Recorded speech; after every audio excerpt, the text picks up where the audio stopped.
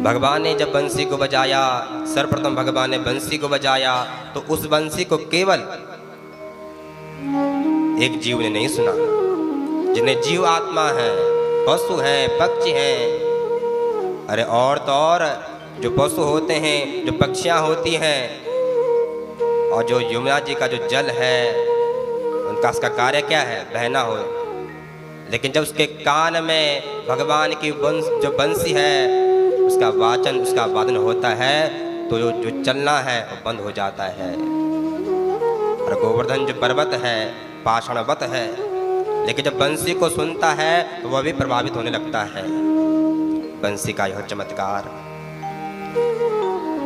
गौ माता अपने बछड़े को दुग्ध पान करा रही है, और जब बछड़ा माँ का दुग्ध को पान करता है और जो ही भगवान ने बंसी में अपने स्वर को छेड़ा, उस स्वर को सुनते सुनते वह भी विचार करता है। गौ माता भी अपने कर्णों को, अपने कानों को उठा करके सुनती है, चारा चबा रही है, खाना बंद कर देती है। और जो बछड़ा है दुग्ध का पान कर रहा है और विचार करता है कहीं मैंने इस दुग्ध को का मैंने पान कर लिया तो ये बंसी की धुन में आज मुझे प्राप्त हो रही है, दोबारा मुझे प्राप्त नहीं होगी, तो ठहर जाता है।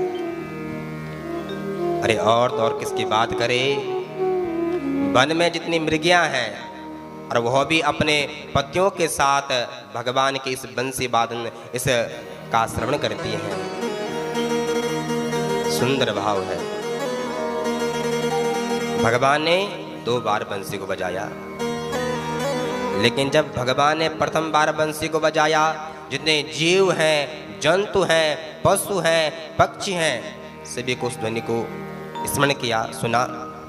लेकिन भगवान ने दोबारा बंसी को बजाया और उस बंसी को भगवान केवल उन गोपियों को निमंत्रण दिया जिन गोपियों का चीरहरण हो चुका है।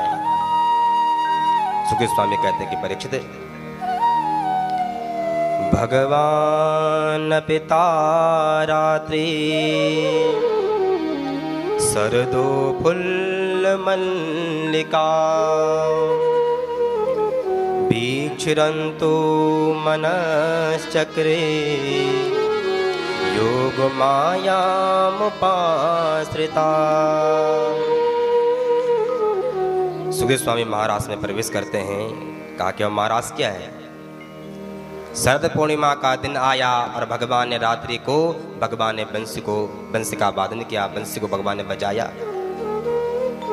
और जितनी भी गोपियां हैं अपने घर में बैठी हुई हैं, जो भी कर्म कर रही हैं, जो भी कार्य कर रही हैं, उन कार्य को करना छोड़ देती है जब बंसी को उसने श्रवण किया। और भगवान योग माया का यानी राधा जी का आह्वान करते हैं, जो रासेश्वरी जी हैं उनका आह्वान करती हैं, क्योंकि उनके बिना यह महाराज होने वाला नहीं है। महाराज क्या है? जीवात्मा और परमात्मा का जो मिलन का जो साधन है, ये महाराज है। गोपियों के मन में क्या है और जो उनके मन में जो कामना है भगवान से कहने में संकोच करती है, लेकिन भगवान ने महाराज में उनके मन में मेरे प्रति क्या प्रेम है, क्या भाव है, क्या स्वरूप है, तो सुनना चाहते हैं। भगवान ने बंसी वादन किया। निसम्य गीतम तदनंगवर्धनम प्रजा श्रिया कृष्ण गृहीत मानसा आजगमुरन्योन्यमलाश्रितोद्यमा सयत्र कांतो जवलोलकुंडला।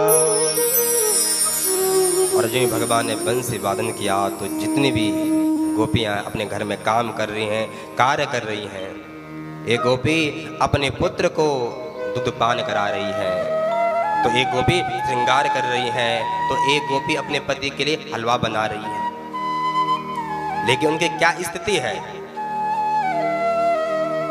जो गोपी अपने पुत्र को दूध पान करा रही है, जो इसके कान में वह ध्वनि गई तो दूध पान कराना बंद कर लिया और भगवान की बंसी को सुनकर के दौड़ पड़ी।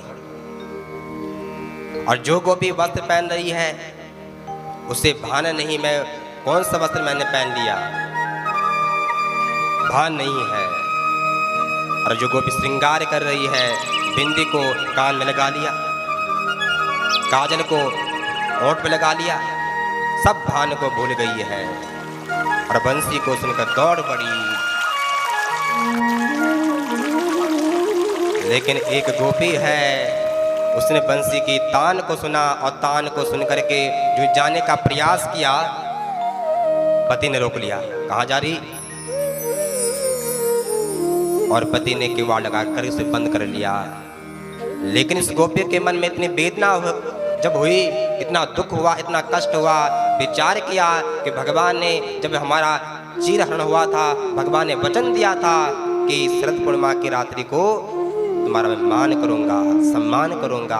और आज वह दिन आ गया, जो मेरी सखी हैं, जो सहेलियां हैं, अन्य गोपियां हैं, तो आज भगवान से मिलने का जो मार्ग है, दिन है, वो आ गया, वो चले गए और मैं घर में अकेली। उसे इतना दुख हुआ। सुखदेव स्वामी कहते हैं कि परीक्षित, इतना दुख इस गोपी को हुआ कि उस गोपी के जन्म जन्मांतर के, कल्प कल्पांतर के पाप कर्म कहते हैं, यदि हम भी पुण्योदय हो गए हमारे इन पापों कर्मों के, तो इतना हम दुख नहीं देना चाहते हैं, इतना दुख इसे आज इस गोपी को हुआ। उसने अपने देह को पद्मासन में बैठ करके, जो महात्मा योगी जिस ध्यान लगा करके अपने शरीर को सर्वप्रथम भगवान के पास पहुंच गई। परीक्षित कहते हैं कि महाराज, गोपियों की ऐसी बड़े बड़े महात्मा है, संत हैं, तप करते हैं, तो समाधि के द्वारा परमात्मा को में विलीन होते हैं, लेकिन ऐसा सौभाग्य इन गोपियों को। सुखदेव स्वामी कहते हैं कि परीक्षित, ये कोई साधारण गोपियां नहीं है, अरे ये तो दंडकारण्य के बड़े बड़े संत महात्मा हैं, मिथिलापुर के बड़े बड़े संत महात्मा हैं, जिन्होंने विचार किया अपने गृहस्थ को छोड़ करके, पुत्र पत्नियों का त्याग करके संत बन गए, सन्यासी बन गए। लेकिन जब उन्होंने भगवान राघवेंद्र को देखा, दर्शन किया और साधु भेष में भगवान का दर्शन किया, तो उनकी छवि को देखकर मुक्त हो गए, प्रसन्न हो गए। अरे भगवान, यदि आपने मुझे एक स्त्री देव प्रदान किया होता तो मैं इनके साथ विवाह करता। अरे जो संत महात्मा गृहस्थ को त्याग चुके हैं और भगवान राघवेंद्र के उस स्वरूप में मुक्त हो गए, और भगवान ने कहा कि हम तो मर्यादा पुरुषोत्तम है, इस समय नहीं, द्वापर में तुम्हारे मनोरथ को मैं अवश्य पूर्ण करूंगा। तो मानो ये गोपियां कोई और नहीं, वही संत महात्मा अमलात्मा बिमलात्मा आज गोपी बनकर आए हुए हैं, और भगवान उनका मनोरथ को पूर्ण करने के लिए आज महाराज करना प्रारंभ किया। भगवान ने 10 प्रश्न किए 10 श्लोकों के माध्यम से, और 11 श्लोकों के माध्यम से गोपियों ने भगवान को उत्तर दिया। भगवान ने बंसी बजाया, समस्त गोपियां आई, तो भगवान ने उनका स्वागत किया। स्वागतम वो महाभागा प्रियं किं करवाणि वा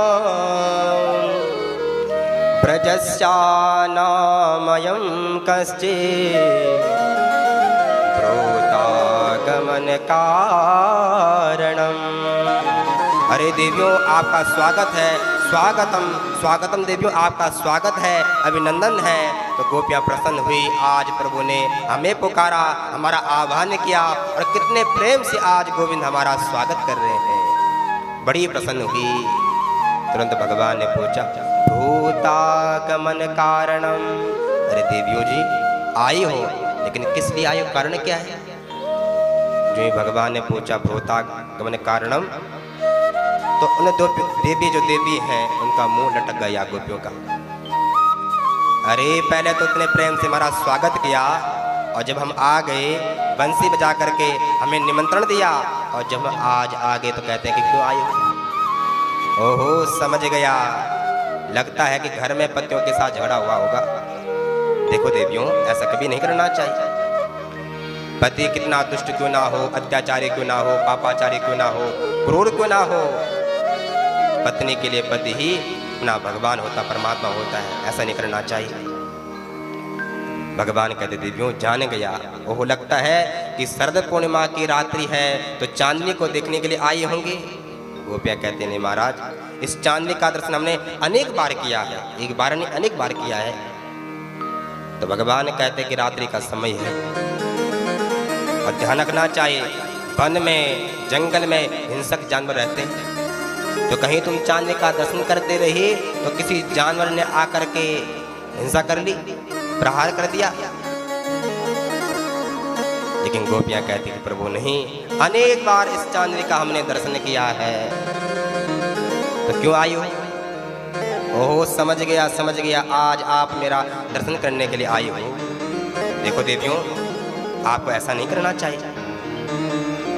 यदि आपको मेरे दर्शन की लालसा है, प्रीति है, भाव है, तो जब मैं प्रातः काल गौ माता के साथ वन में जाता हूँ उस समय दर्शन किया करो, और जब मैं वन में रहता हूँ आपस में मेरे चर्चा किया करो, और जब कोई चर्चा करने वाला ना हो तो ध्यान में बैठ करके मेरा स्मरण करो। सर्वणा दर्शना ध्याना मही भावोन कीर्तना। लेकिन देवियों, इस प्रकार से आपको आना नहीं चाहिए। क्यों आई हो? भगवान कहते जा रहे हैं। लेकिन देवियाँ, जितने गोपियाँ हैं सुन रही हैं और कहते हैं कि प्रभु इस प्रकार से पहले तो आपने निमंत्रण दिया और हम आ गए, और आप कहते क्यों आए हो? देखिए प्रभु, हम तो आपके भक्त हैं, हम आपके भक्त बनकर आई हुई हैं, और प्रभु मान के आपको भूख लगी थी, आपने भोजन को निमंत्रण किया, भोजन को आपने मंगाया, तो हम तो आपके भात हैं। कहा कि जिस प्रकार से भात बनता है उसी प्रकार से भक्त बनता है। तो गोपियाँ कहती हैं कि प्रभु आपको भूख लगी नहीं थी तो आपने हमें निमंत्रण क्यों दिया, बुलाया क्यों? और जब आपके पास भात आ गया, हम भक्त बनकर आ गए, तो आप कहते हैं क्यों आए हो? भगवान कहते चले जाओ, जहाँ से आए हो चले जाओ, रात्रि के समय की बात है।